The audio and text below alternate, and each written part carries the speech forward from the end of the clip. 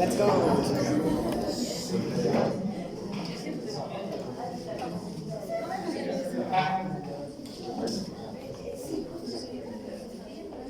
Destruye el coágulo y pueda estar sana la pared. Para esto vamos a tener tres fases. Aquí estamos viendo la hemostasia primaria y la hemostasia secundaria. La tercera fase es la fibrinolisis, que no está dentro de esto. Dentro de la hemostasia primaria vamos a tener la fase vascular y la fase plaquetaria.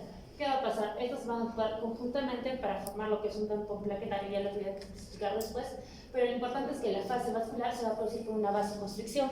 Esta va a ser por una respuesta miógena, neuronal o humoral, mientras que en la hemostasia secundaria va a ser la coagulación propiamente dicha. La hemostasia primaria se va a activar en los primeros segundos y va a depender de los vasos, como les dije, y las plaquetas. En este caso también se conoce como la formación del trombo blanco. ¿Qué va a pasar? Para formar el trombo nosotros vamos a tener tres partes: adhesión, agregación y activación. En cuanto a la adhesión, las plaquetas se van a adherir entre sí, se van a adherir al colágeno que va a ser expuesto cuando hay ruptura del vaso, sobre todo al colágeno 3. Las plaquetas se van a unir al colágeno por medio del factor de von Willebrand. El factor de von Willebrand es una proteína importante que va a ser segregada por los gránulos plaquetarios o las células endoteliales, y esta es la que va a mediar la unión de las plaquetas, que afuera van a exhibir una proteína que es la glucoproteína 1B y se va a unir al colágeno 3 por medio de la proteína de von Willebrand. La agregación va a requerir de calcio, ADP y fibrinógeno celular. Las plaquetas activadas se van a unir entre sí a través de glucoproteínas, que son las glucoproteínas 3A. Estas glucoproteínas 3A van a ser muy importantes porque van a ser el receptor de fibrinógeno, lo que al final va a provocar la unión entre las plaquetas formando una red de fibrina. Y por último, la activación. La activación de las plaquetas va a ser dada por alteraciones morfológicas y bioquímicas. Estas, de la manera morfológica, van a adquirir una forma pseudópoda y para cubrir mayor superficie. Además va a haber la liberación del contenido de gránulos plaquetarios que van a segregar calcio, ADP, fibrinógeno, serotonina y factor plaquetario. Todos estos factores que van a secretar las plaquetas nos van a servir después para activar la cascada de coagulación. Además, ante la ruptura de la pared, se van a exponer los fosfolípidos de membrana. De esa manera vamos a tener, a partir del ácido araquidónico, la formación del trioxano A2, que es un procoagulante o un proactivador que nos va a permitir tanto la contracción del vaso como la agregación plaquetaria. Mientras que contralateralmente vamos a tener la formación de la prostaglandina I2, que va a ser un efecto antagónico al tromboxano 2, que va a decir, va a producir la ruptura del tampón plaquetario aparte de la vasodilatación.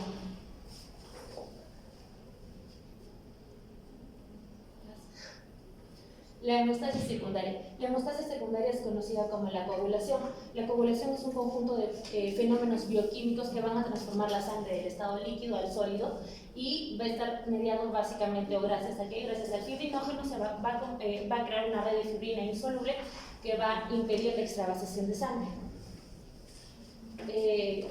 Si bien todos, para que se dé la coagulación, se van a activar una serie de factores que están inactivos en sangre, y esta activación secuencial es lo que se conoce como la cadena de coagulación.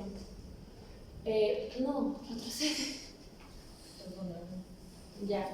Para nosotros llegar a tener la hemostasia secundaria o a formar el coágulo, vamos a pasar por dos vías, tanto puede ser la vía intrínseca como la vía extrínseca, para al final llegar a una vía común.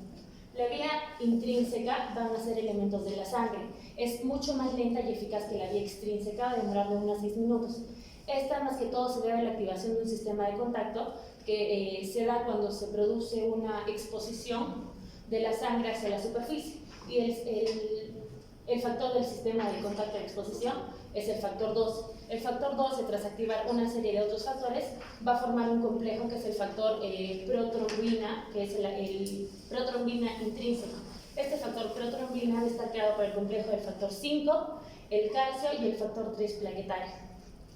En comparación con la vía extrínseca es mucho más rápida, dura de 15 a 20 segundos, y a diferencia de esta va a necesitar un factor tisular o tromboplastina, que es el complejo 3.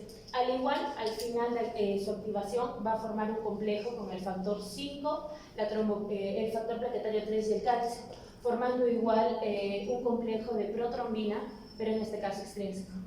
Ambas vías van a generar la activación de la trombina, de manera de que van a activar el cofactor 5, el cofactor 5 va a activar a la trombina, de la protrombina la va a convertir a la trombina, y este es el que va a mediar la transformación del fibrinógeno en fibrina, de tal manera que la fibrina va a formar parte del coágulo, va como que a abrazar a las plaquetas y va a atrapar los glóbulos rojos dentro de la malla. Ya, este es un esquema. Como les dije, tenemos dos vías. La vía intrínseca, que es por un factor de contacto, es el factor 2. El factor 12 va a activar al factor 11, seguidamente al factor 9 y finalmente al factor 8. Y el factor 8, la activación del factor 8 junto con el calcio va a formar la activación del complejo del factor 5, que al unirse con el calcio y el factor plaquetario 3 va a activar el factor 10. Mientras que la vía extrínseca vamos a necesitar de la tromboplastina o el factor tisular o el factor 3. Este va a activar el factor 7 y el factor 7 va a activar igual el factor 5, que se va a unir con el calcio, el factor plaquetario 3, activando el factor 10. Si bien esta vía es mucho más rápida, es menos eficiente que la vía intrínseca.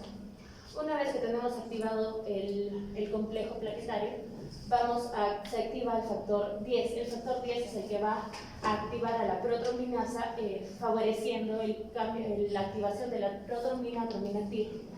Y ya esta es la vía común, que es la vía de la coagulación. La trombina activa va a permitir que el fibrinógeno se convierta en fibrina, y el fibrina con el calcio y el factor 13 va a formar un tampón de fibrina estable, porque al principio, sin el calcio, sin el factor 13, la fibrina forma un tampón, un coágulo muy débil, y con la unión de esos dos factores se forma un coágulo firme y estable.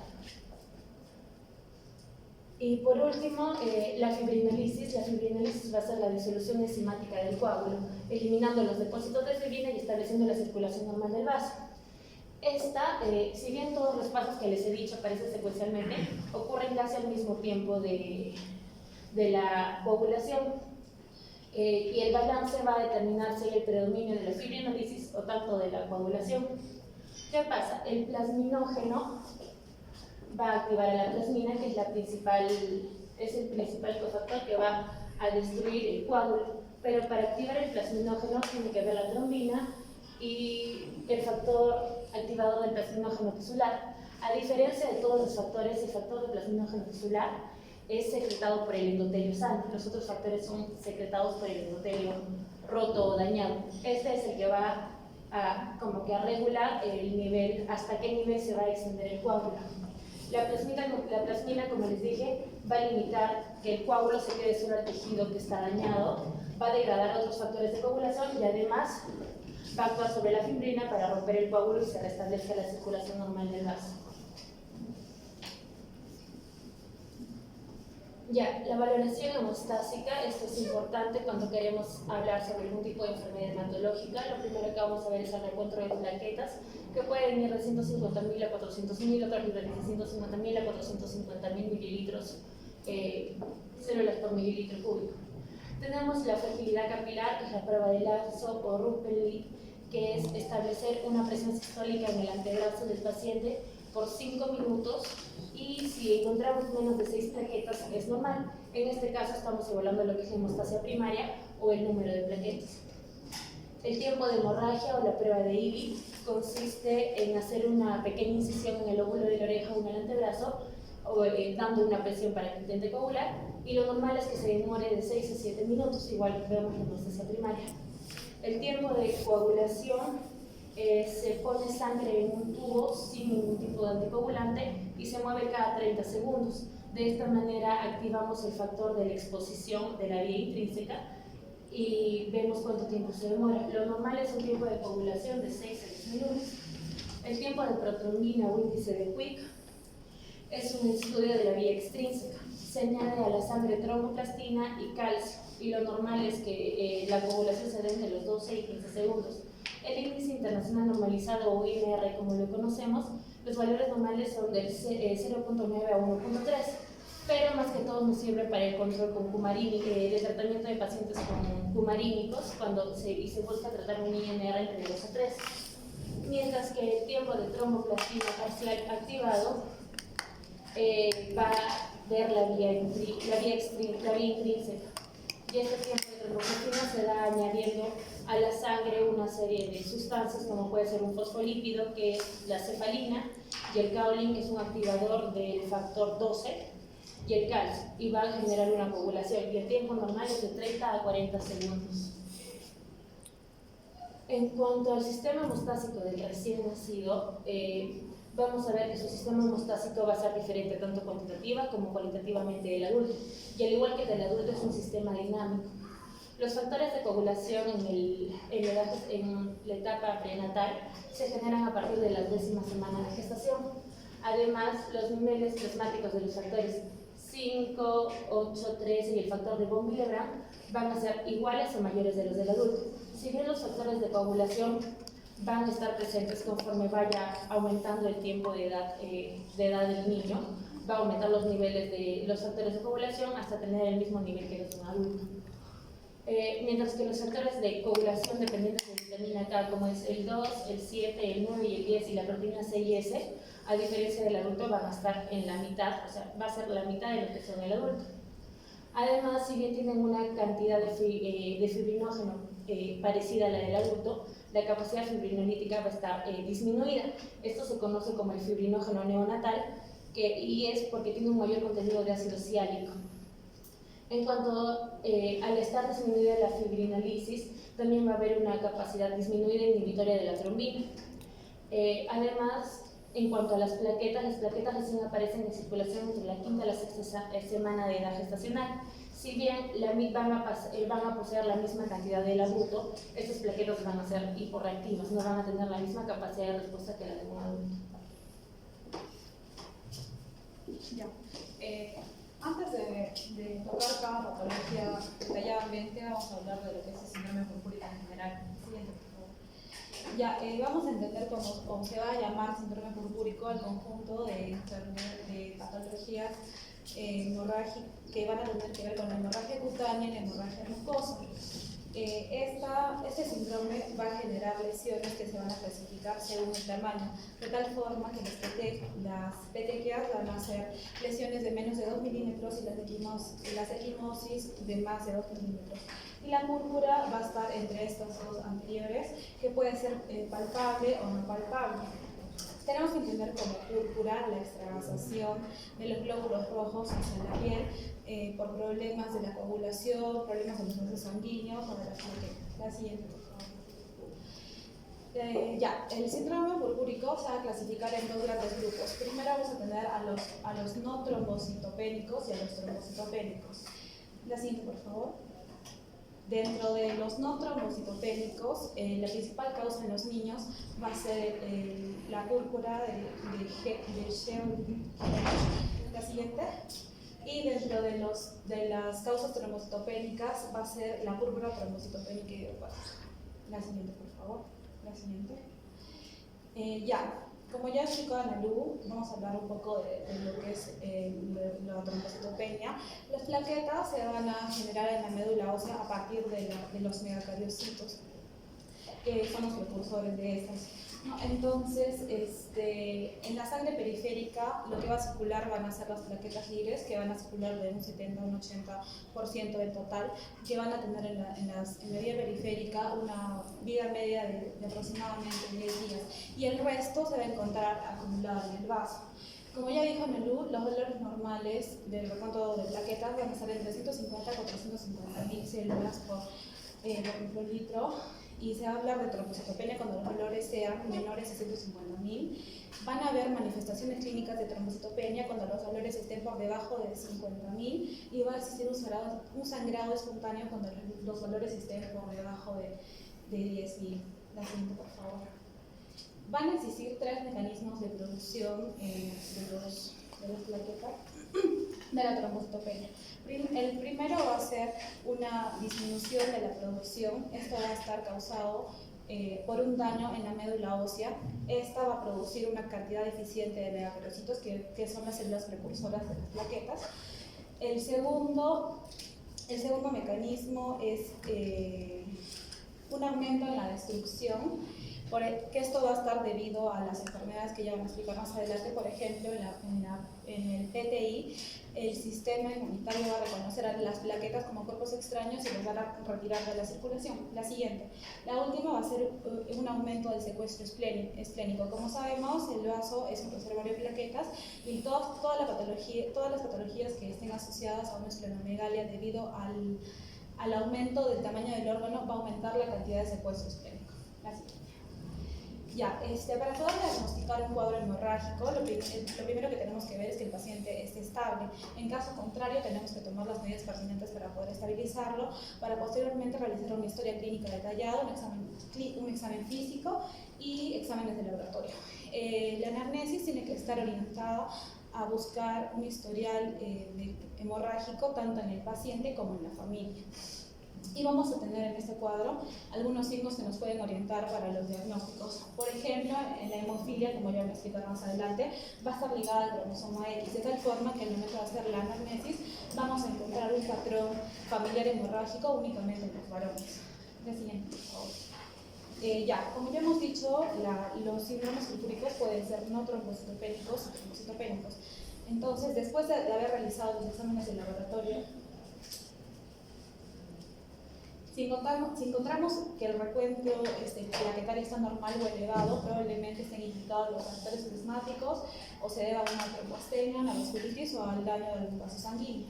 En caso de púrpura no trombocitopénica, se tienen que realizar un tamizaje de pruebas de coagulación, de tal forma que si encontramos una prolongación del tiempo parcial de tromboplastia inactivada, van a estar implicados los factores 8, 9, 11, 12 o las calicreínas.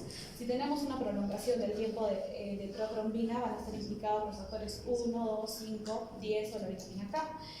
Pero si encontramos que las pruebas son normales, pero encontramos un historial familiar hemorrágico, nos va a orientar más hacia una enfermedad de von Willebrand, una deficiencia del factor 13. La siguiente. Por otro lado, sobre las púrpuras trombocitopénicas, tiene que realizar un recuento plaquetario y un recuento de glóbulos rojos, de tal forma que si encontramos pancitopenia nos va a orientar hacia un daño de la médula ósea que no está funcionando adecuadamente o que está filtrada. Pero si solamente encontramos una trombocitopenia aislada, nos va a orientar hacia un PTI, microangiopatías o procesos infecciosos.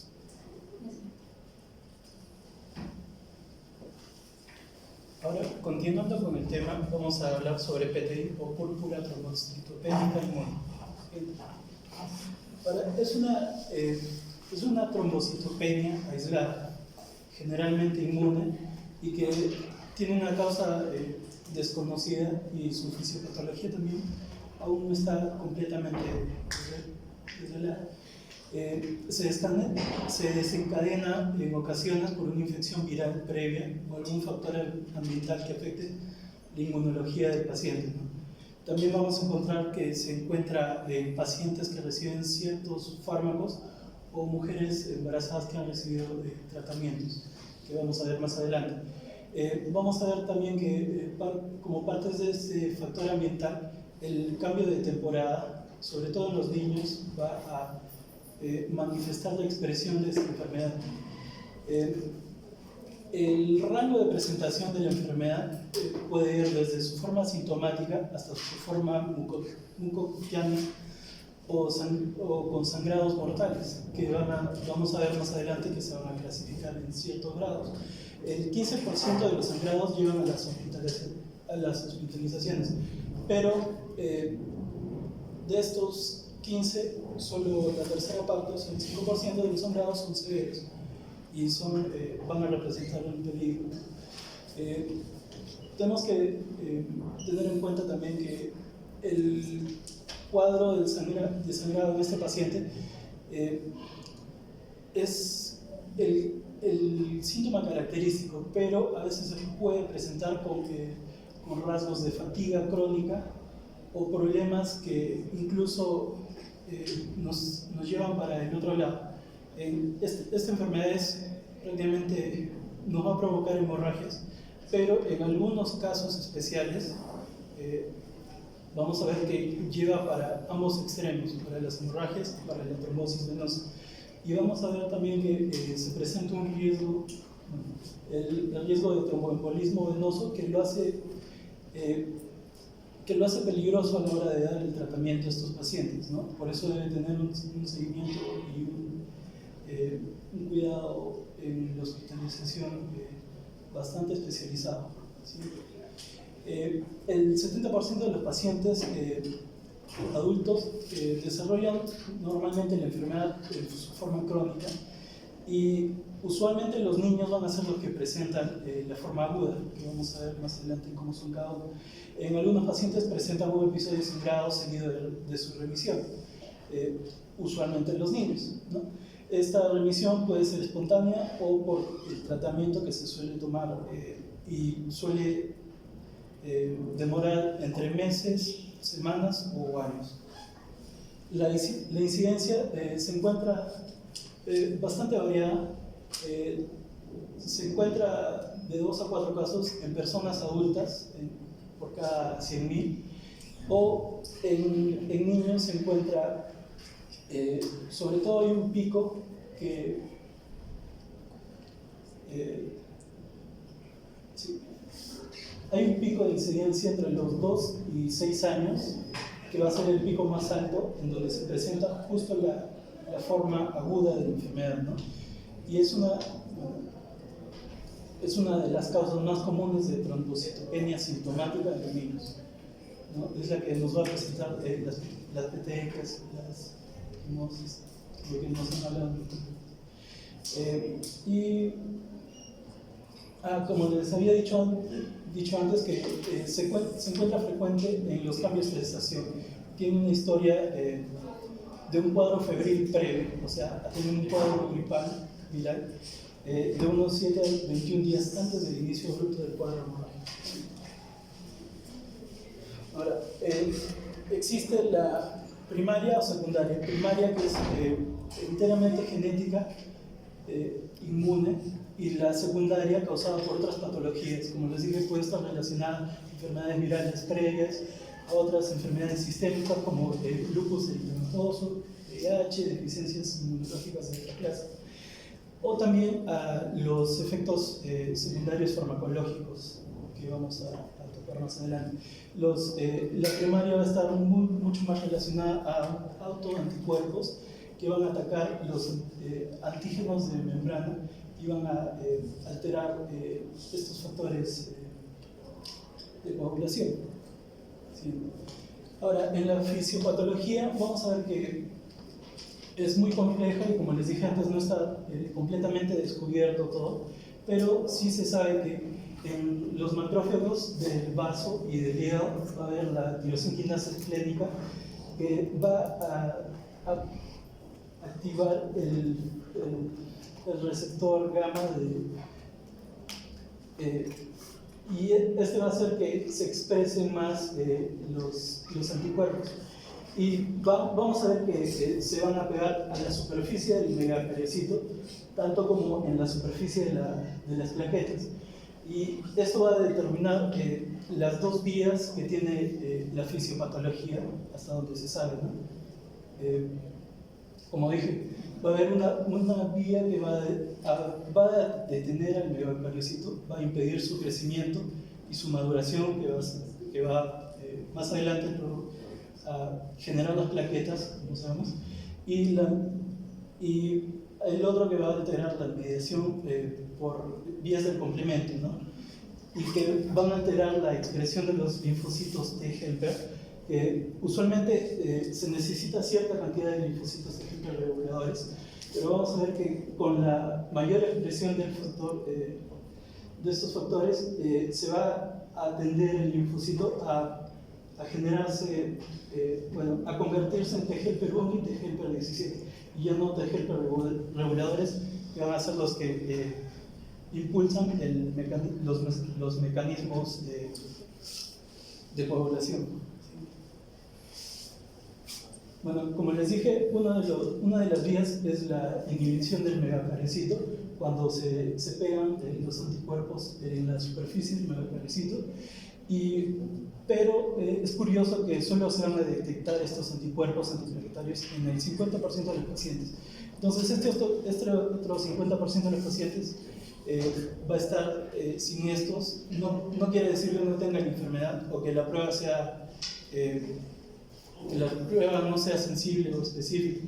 Quiere decir que es una variación de la enfermedad que no presenta estos anticuerpos, sino va a ser otra alteración genética que vamos a ver en una lista más adelante.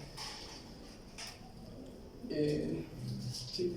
Como les había dicho, hay desviaciones de los linfocitos T helper que se van a ir más a T helper 1 y 17 y ya no van a haber tantos T helper reguladores, ¿no?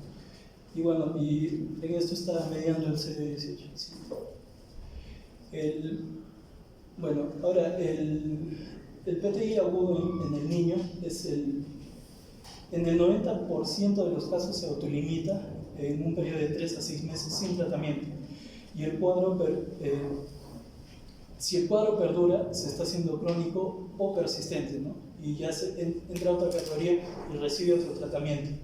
En este cuadro agudo, la complicación más importante va a ser la hemorragia intracraneal, pero esta tiene una muy baja incidencia y por eso a estos pacientes se les aconseja no hacer demasiada actividad física, como son niños, se les tiene que restringir muchas cosas para que no sean daños inducidos. ¿Sí? En el cuadro clínico vamos a ver que la principal característica va a ser las plaquetas por debajo de 100.000, pero todo el resto, primero también se tienen que descartar otras causas de trombocitopenia, pero lo curioso es que todas las demás series de células blancas van a estar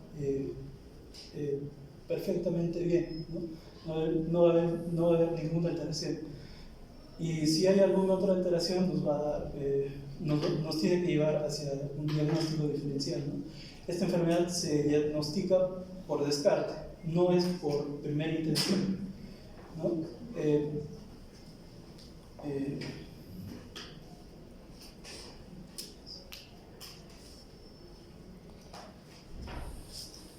Bueno, esto de los fármacos del tratamiento lo vamos a ver más adelante, especialmente los glucocorticoides solo se pueden dar en periodos cortos, pero igual así, aún así tienen un buen efecto y puede causar la remisión en la enfermedad. Para el diagnóstico solo se aconseja el aspirado de médula ósea para casos especiales, cuando se sospecha de una leucemia aguda, ¿no? O de otra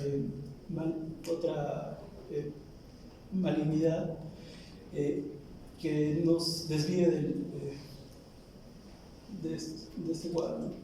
Y la esplenectomía solo se recomienda después del primer año del diagnóstico en pacientes que están muy graves y que el tratamiento es refractario. ¿Sí? ¿Sí? Bueno, estas son imágenes. Esta es la forma cutánea y esta es la forma mucocutánea o húmeda, ¿no? Del proceso. Como les decía, van a haber presentaciones genéticas de esta enfermedad bastante variadas y que tomaría mucho tratarlas una por una, pero vamos a ver que se dividen en 3 grupos grandes. Las que hacen las plaquetas que sean de menor volumen, menores a 7, como el síndrome de Wisto-Gardrich o la trombocitopenia ligada a cromosomas X, que ambas están en el cromosoma X, como vamos a ver, y muchas de las siguientes también van a estar bastante ligadas al cromosoma X, y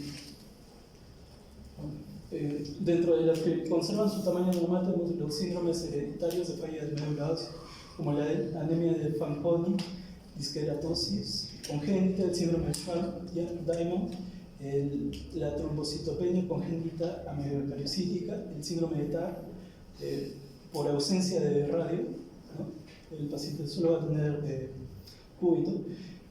También va a haber una presentación con amegacardiocítico con sinostosis del radio y cúbito, perdón, en inglés. También una un síndrome de predisposición maligna de células mieloides. Este es un tipo genético especial, es trombocitopenia tipo 2 y trombocitopenia tipo 5. Dentro de las que se encuentran las plaquetas más grandes tenemos el síndrome de Bernard-Soulier, el síndrome de DiGeorge, trastornos relacionados al gen MYH del cromosoma 9, el síndrome de Paris-Trousseau, síndrome de plaquetas grises, y bueno, y otro creo que se repite, que talasemias ligadas al cromosoma X. Sigamos. Bueno, esta es una pequeña cartilla del síndrome de Wistor-Aldrich, donde vemos las pequeñas por la trombocitopenia, eczema, neumonías, que el paciente va a ser bastante susceptible a neumonías, y van a haber células, linfocitos B, con un patrón como de linfoma o parecido a estos tipos de cáncer. Y bueno, esta es la estructura de la proteína, que está alterada y se altera especialmente en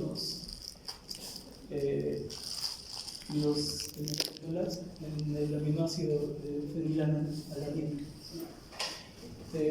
La meta, en el tratamiento, la meta principal es lograr un nivel de plaquetas que asegure la ausencia de sangrados, y esto va a ser a nivel del 50.000 como mínimo, ¿no? Si el tratamiento lo mantiene en 50.000, pues el tratamiento está siendo bueno y se tiene que seguir. Los corticoides se suelen iniciar como estándar, pero nunca se van a dar solos, ¿no? Se van a dar con otros medicamentos que vamos a ver más adelante. Hay esquemas para la forma aguda y para la forma crónica, y el uso prolongado de estos esteroides acarrea graves efectos colaterales, ¿no? Hay tipos de sangrados para clasificar al paciente y según eso también ponerlo en su esquema de terapia. Los grados 1, 2 y 3, que van de menor, mínimo, leve hasta moderado, vamos a ver que los sangrados son bastante pequeños o menores a 3 centímetros. En cambio, los severos, el grado 4 se divide en severos y mortales. Los severos, estos sangrados van a ser bastante exagerados y visibles, con epistaxis continuas que no se detienen por nada, y los mortales no tienen mucha diferencia, solo su ubicación. Sangrados intracraneales o sangrados en el pericardio que van a comprometer rápidamente al paciente y rápidamente al humano, y por eso se tienen que clasificar así. La meta es llegar a más de 100 como mínimo, a más de 100.000 plaquetas, lo cual ocurre usualmente a los 10 o 20 días del inicio del tratamiento, con una disminución paulatina, sobre todo de corticosteroides. Las plaquetas persisten, si las plaquetas persisten a menos de 30.000, se debe considerar un nuevo esteroide o otro tratamiento además de los esteroides, otro fármaco. Y dentro de estos otros tenemos como alternativas la IgG, la globulina anti-D o anti-RH, o tratar un PTI crónico que tiene otros medicamentos que ahora vamos a ver. Bueno, esto ya les dije, del sangrado 1 a 3 se considera como de bajo riesgo, y solo van a ser necesario tratarse cuando hay traumatismo craneano, cefalea intensa inexplicada, o cuando el paciente tiene una cirugía programada por alguna otra causa. Y el tratamiento va con IG intravenosa o anti-D intravenoso. Y si las plaquetas persisten a menos de 30.000, se debe considerar un nuevo curso con otros esteroides o ahí entran a detallar la anti-B y la anti-RH.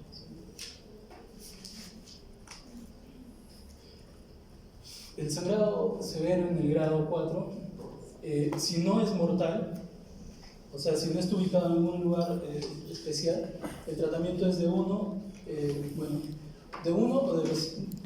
o de los dos que están mencionados acá, la IG intravenosa o la anti-D intravenosa, junto con la metilprednisolona intravenosa, que se administra 6 miligramos cada 24 horas. Sí. Y bueno, y si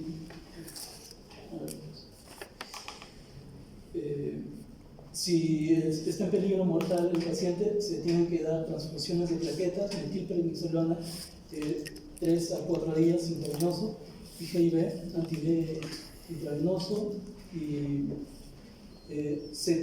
también se tiene que pensar en la esplenectomía en caso de que la terapia sea el paso sea refractario a terapia y los niveles de plaquetas se mantengan muy bajos por debajo del tratamiento. Y se pueden usar también este otro esquema en el que vamos a ver que aparte de la dexametasona vamos a tener el uso de aferesis y factores 7A recombinante y la esplenectomía. Esto es para el caso crónico, pero como es más, el crónico es más de adultos, solo lo traje para que vean, va a tener otro tratamiento especial. Hay terapias más avanzadas en este caso, van a ver van con terapia. Bueno, el principal es el rituximab. Bueno, tenemos también drogas asociadas que causan cuadros sintomáticos de TPI. Dentro de los principales, es una lista larga de 3 hojas. Y estos son los más importantes: el acetaminofén, la daptomicina, que causa supresión de médula ósea, ibuprofeno también, y las quininas, que se usan en el tratamiento de malaria. Pero la mayoría de estos son más susceptibles en la gente de raza blanca, ¿no? Y no va a haber muchos casos en nuestro medio.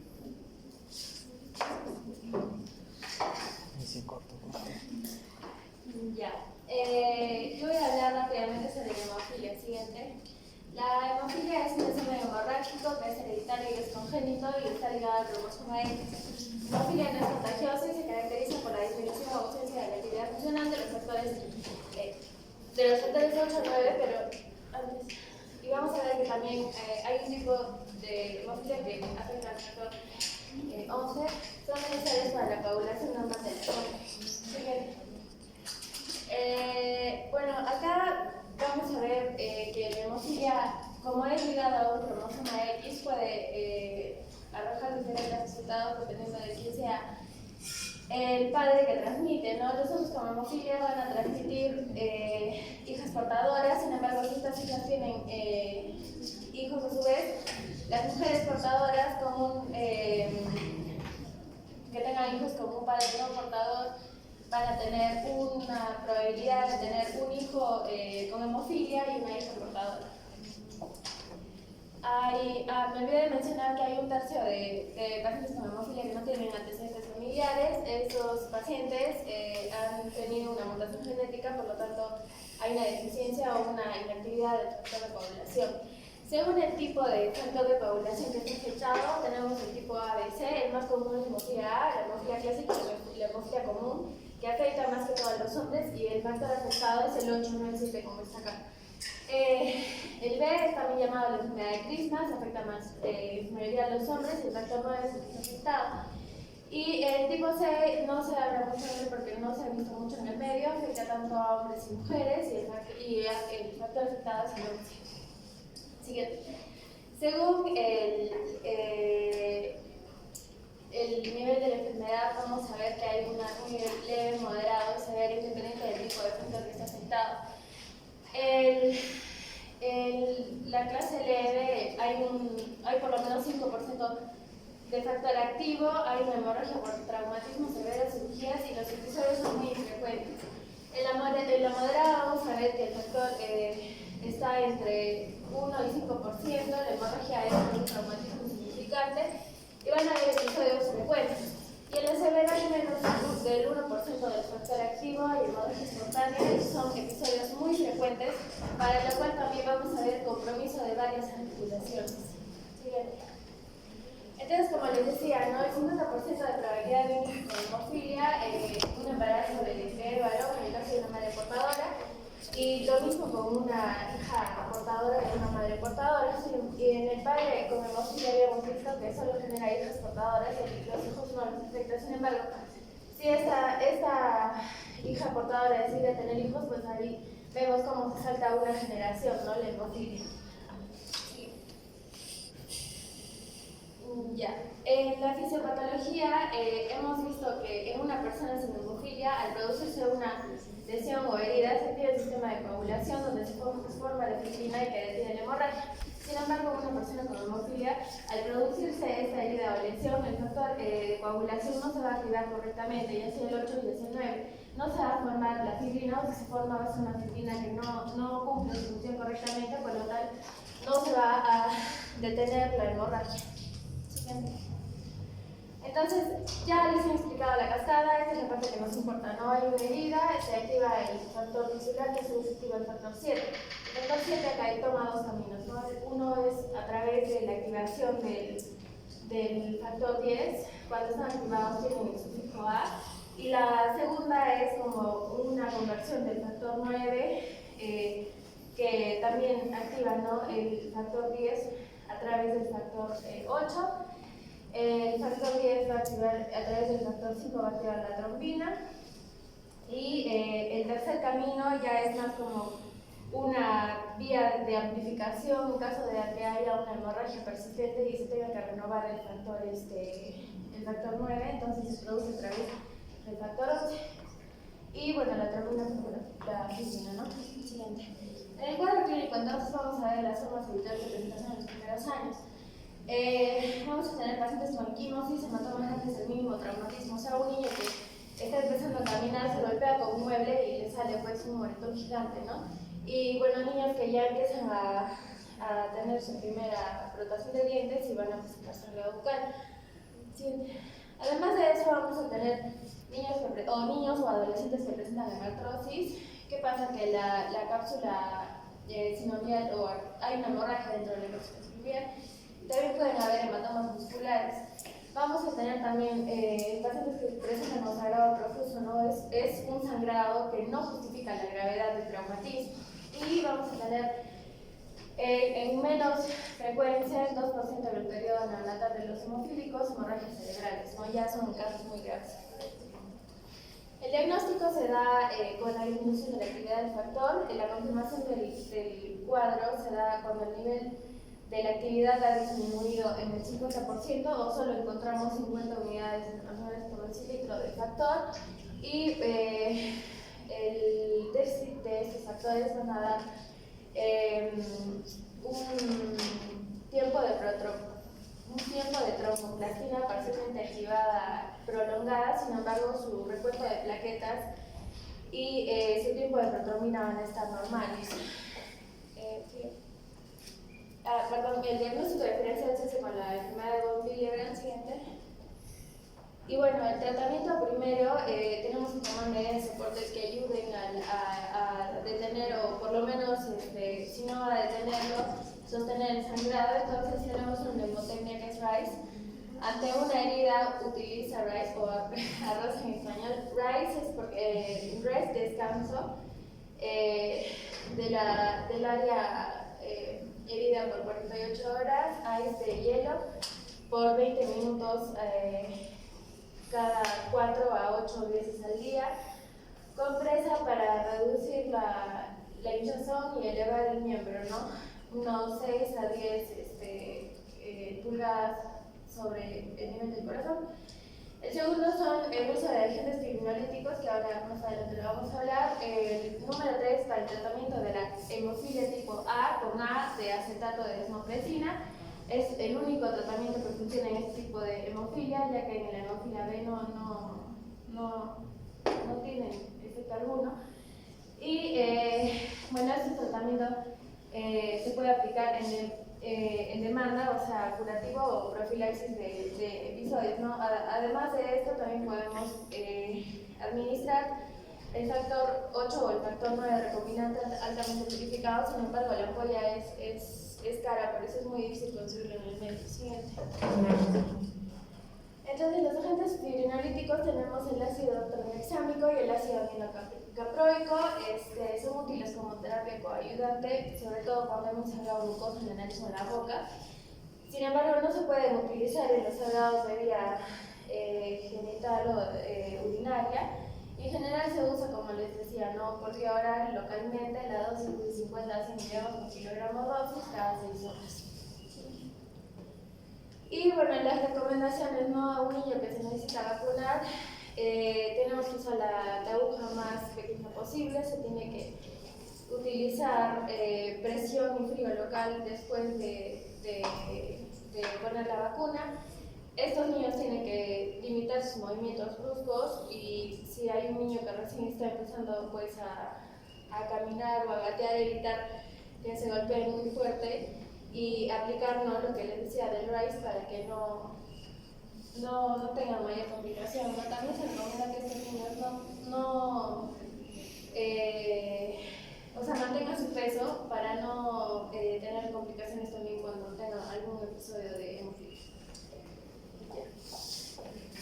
Ahora, rápidamente vamos a hablar de la púrpura de Heno-Schönlein. La púrpura de Heno-Schönlein también es llamada vasculitis por inmunoglobulina A. Es una vasculitis leucocitoplástica que es sistémica y se va a caracterizar por el depósito de inmunoglobulina A en los vasos pequeños de la piel, de las articulaciones, del tubo digestivo y del riñón. La vasculitis más frecuente en la infancia, cerca del 90% se va a presentar en la edad temprana y es autolimitada. En cuanto a la epidemiología, el 90% de los niños se va a presentar en el 90% de los niños entre 3 y 10 años. Su incidencia es de 14 a 20 por cada 1000 niños por año y se va a presentar en todos los grupos etarios, pero en su mayoría en la raza blanca y asiática. En cuanto a si es más prevalente en varones y mujeres, es más prevalente en varones, cerca de 1.2 o 1.8, a comparación de las mujeres, que es 1, y va a ser estacional, es decir, que se va a presentar en invierno y primavera principalmente en los niños. Rara vez se presenta en verano, pero esos son más los casos raros que son en adultos. Y se dice que va a estar precedida de una infección del tracto respiratorio superior, sobre todo por streptococos.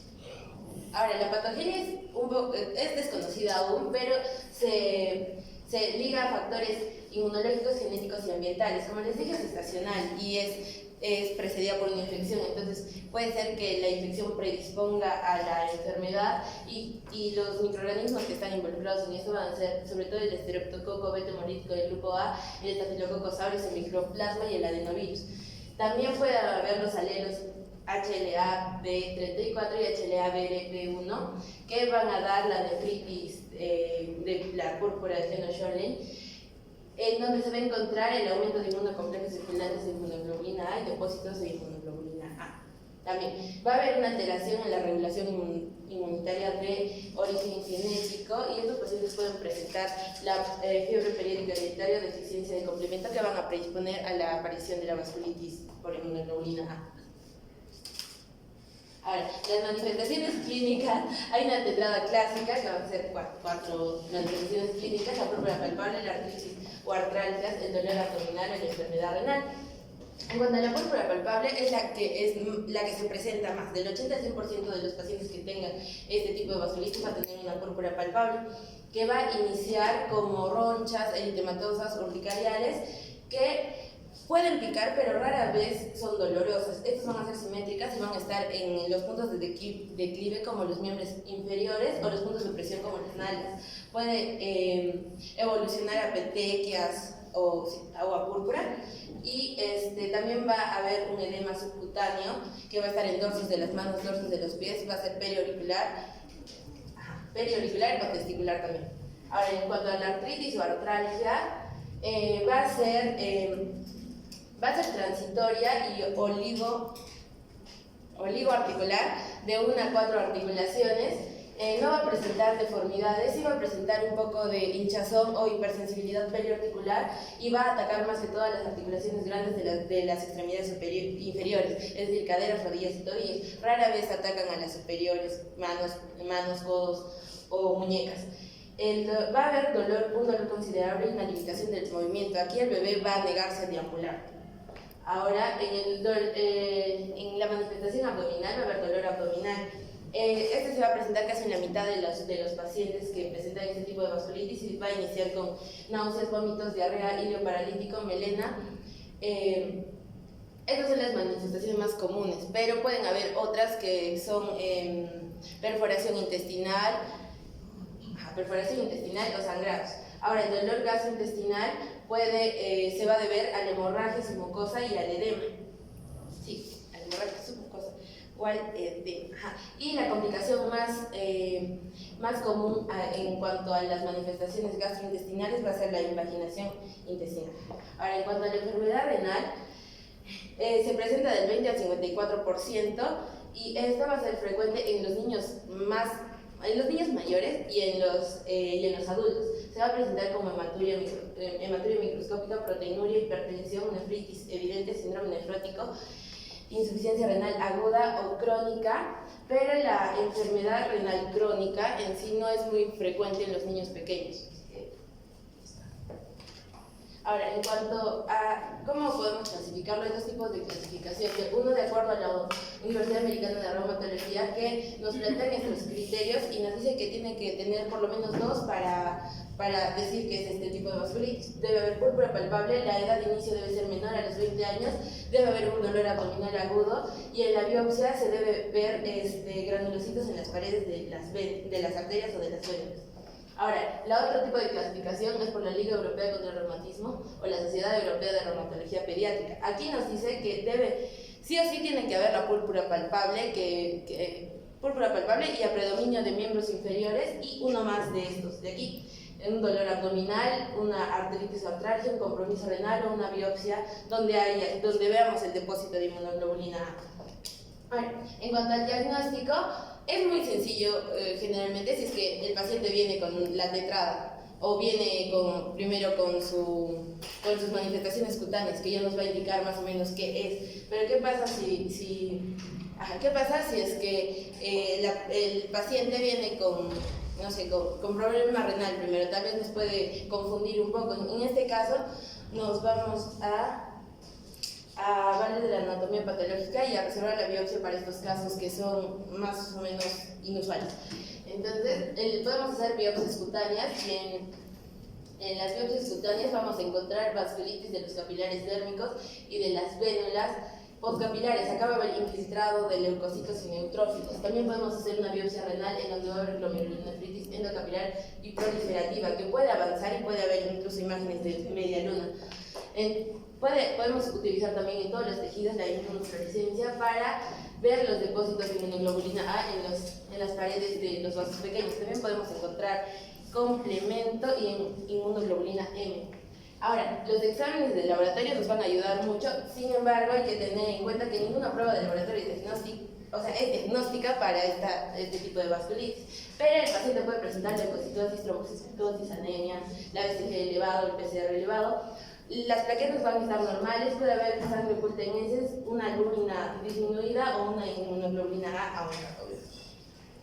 Ahora, ¿con qué podemos hacer nuestro diagnóstico diferencial? Va a ser con el edema hemorrágico agudo de la infancia, que también va a ser una vasculitis sistémica que se va a presentar entre los 4 meses de edad y los 2 años de edad. También, al igual que la vasculitis de Shirley, es autolimitada y en este caso va a presentar fiebre, edema doloroso en cara, escroto, manos, pies y equimosis en cara y extremidades. Es muy parecido a esto.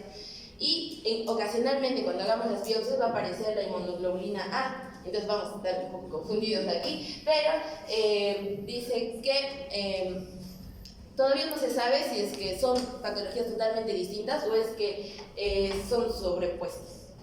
Ahora, en cuanto a la vasculitis, también tenemos la vasculitis por hipersensibilidad y en este caso va a ser una inflamación sistémica también de los vasos pequeños, va a producir fiebre urticaria, linfadenopatías artralgias, pero acá lo que sí nos va a diferenciar es que no va a haber glomerulonefritis y va a haber vasculitis leucocitoclástica, va a ser una vasculitis leucocitoclástica, pero no va a tener el depósito de inmunoglobulina A. Entonces ahí ya tenemos dos diferencias bien marcadas para compararlas. Ahora, también podemos hacer el diagnóstico diferencial con el síndrome papular purpúrico en guante o en calcetín, que se va a deber sobre todo al parvovirus B19 y nos va a presentar edema y eritema simétricos en manos y pies, que pueden llegar incluso hasta los tobillos y las muñecas y evolucionan a pápulas purpúricas. Van a ser eritemas bien definidos y una de las complicaciones de esto va a ser la mononeuritis múltiple.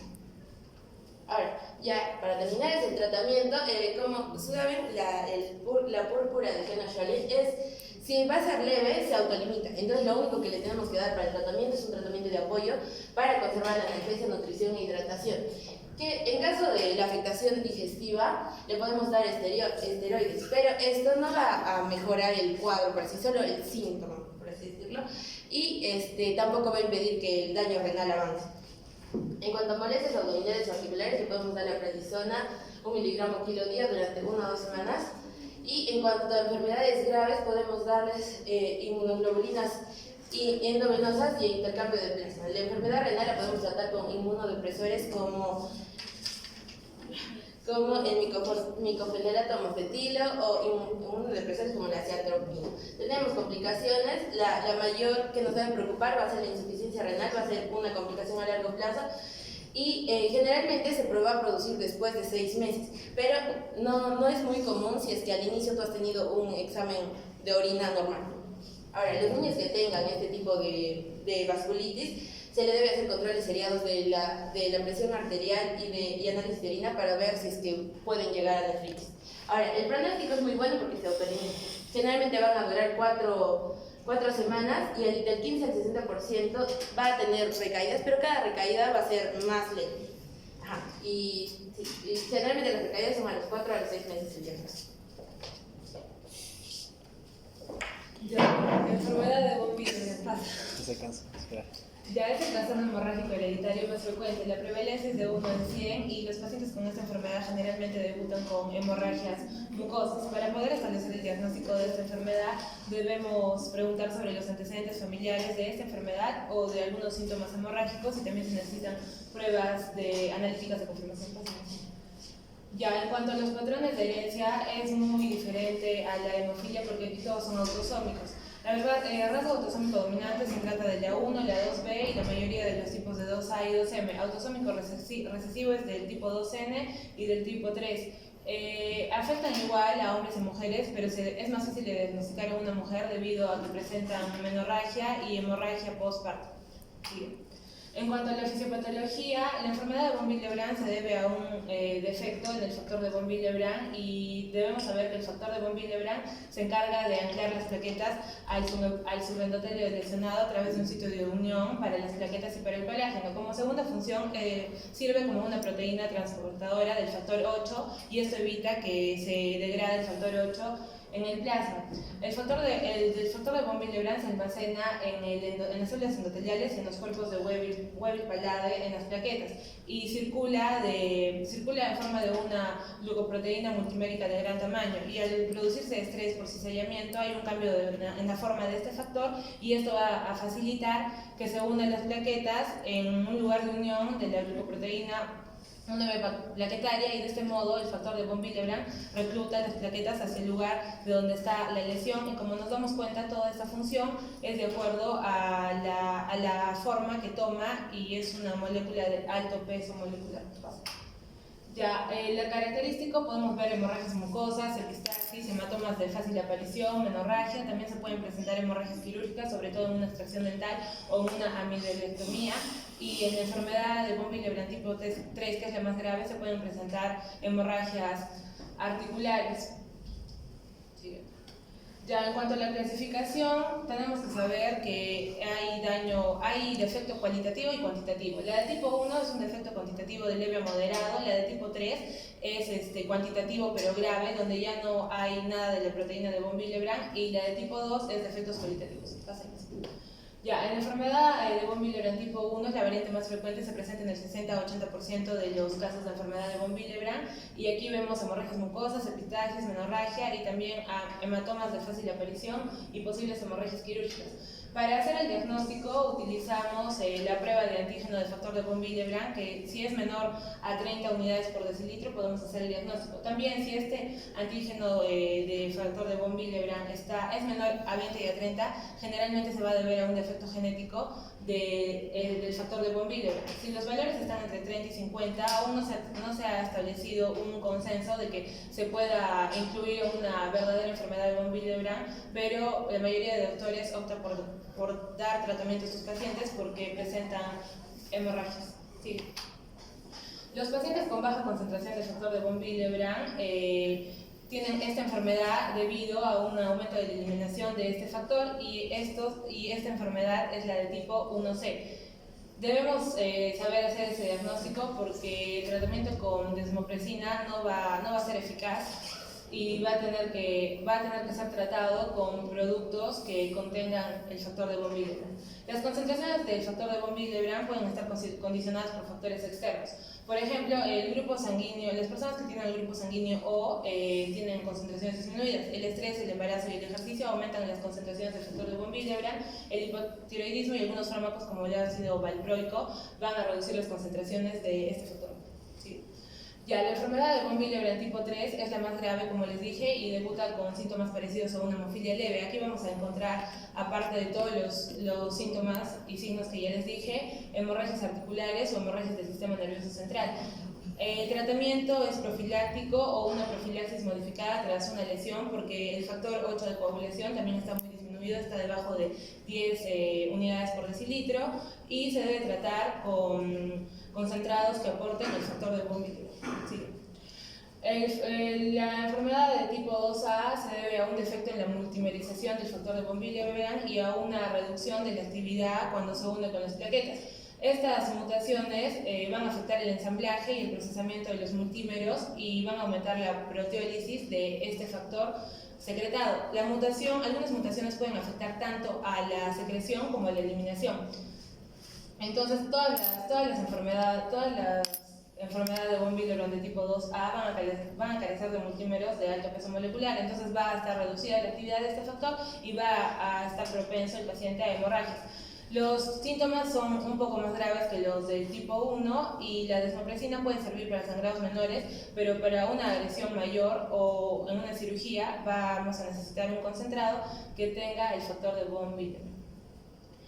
Ya, la enfermedad de von Willebrand tipo 2B se debe a mutaciones genéticas, a mutaciones con ganancia de la función. Es decir, acá va a estar aumentando el factor de von Willebrand, pero su eliminación va a ser mucho más rápida. Y entonces, en este caso, la desmopresina no va a estar relativamente contraindicada porque no va a tener efecto debido a que aquí está aumentado. Entonces, la desmopresina va a hacer que se libere más factor, pero la eliminación igual va a ser más rápida y entonces igual no va a funcionar. Y la trombocitopenia, en este caso, no siempre se va a ver, sobre todo le podemos encontrar en situaciones de estrés. Ya, también existe una pseudoenfermedad de tipo plaquetario. Aquí, esto se debe por una mutación de la glicoproteína plaquetaria 1B y por esto se produce una unión espontánea al factor de von Willebrand y va a haber una reducción de este factor y también va a haber hemorragias. El tratamiento es una transfusión de plaquetas porque aquí el problema son las plaquetas. Sí. Ya, la enfermedad de von Willebrand tipo 2M y la tipo 2N. La tipo 2M, acá el multímero va a estar normal, pero va a haber una menor actividad y se debe a un defecto de la capacidad del factor de von Willebrand para unirse al GEP1B plaquetario. Y aquí también vamos a incluir a los pacientes que tienen defectos entre la unión del factor de von Willebrand con el colágeno.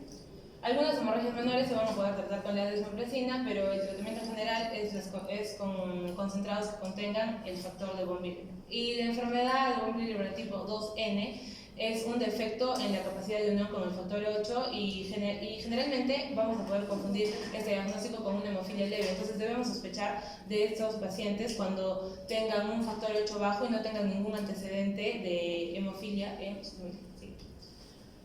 Ya, estos son los síntomas que ya se les he dicho. Sigue. Ya, en cuanto al diagnóstico del laboratorio, no existe una prueba específica de cribado que sirva para diagnosticar esta enfermedad. Podemos encontrar anemia, podemos encontrar trombocitopenia, como les dije, en la enfermedad tipo 2B o en la pseudoenfermedad de von Willebrand.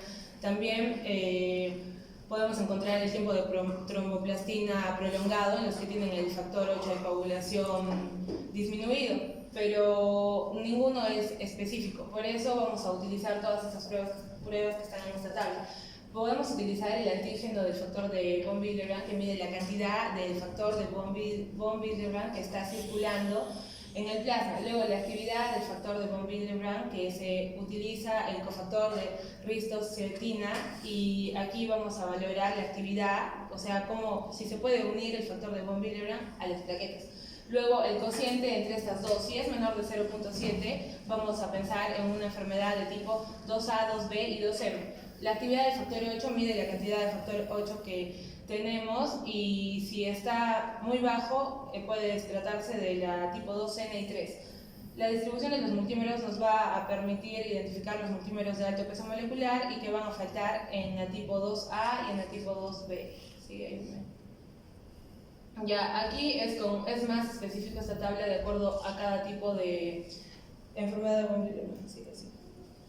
Ya, en cuanto al tratamiento, es para aumentar las concentraciones plasmáticas de este factor, y del factor 8 tenemos dos métodos, que es la desmopresina y la infusión intravenosa de concentrados que contengan el factor de von Willebrand y el factor 8, que son derivados del plasma. Y como coadyuvante podemos utilizar en todos los tipos agentes antifibrinolíticos. También se debe evaluar el tratamiento local de la epistaxis con electrocauterio o si no con taponamiento, la terapia hormonal para la menorragia y el hierro para los pacientes que presenten anemia ferropénica por el sangrado prolongado.